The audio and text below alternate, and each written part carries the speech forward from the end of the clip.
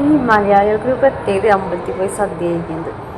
എനിക്കെന്താണെന്ന് അറിയാം, എനിക്ക് ഭയങ്കര ഇഷ്ടം അമ്പലത്തിൽ പള്ളിയിലൊക്കെ പോയി സദ്യ കഴിക്കുന്നത്. അപ്പോൾ ഇന്ന് രാവിലെ അമ്മ പറഞ്ഞ് നമുക്ക് ചക്കൻകുളങ്ങര അമ്പലത്തിൽ ഉത്സവമല്ല, അവിടെ ഇന്ന് അന്നദാനം ഉണ്ട്, നമുക്ക് അവിടെ പോയി അന്നദാനം കഴിക്കാം. എന്നാൽ ഒക്കെ പോയി കഴിക്കാൻ നേരത്തെ ഞാനും അമ്മയും കൂടി അന്നദാനം കഴിക്കാൻ വേണ്ടി അങ്ങനെ അമ്പലത്തിലെത്തി. അവിടെ ചെന്നപ്പോഴത്തേക്കും ഫസ്റ്റ് പന്തിക്കുള്ള ആൾ ഇരുത്തുന്നുണ്ട്. അപ്പം ഞങ്ങൾ കുറച്ച് അത്യാവശ്യം അമ്പലത്തിൻ്റെ ഫ്രണ്ടിൽ തന്നെ ക്യൂവിൽ നിൽക്കാൻ പറ്റി. നല്ല തിരക്കായിരുന്നു. രാവിലെ 9 മണിയാകുമ്പോഴത്തേന് സദ്യ തുടങ്ങും.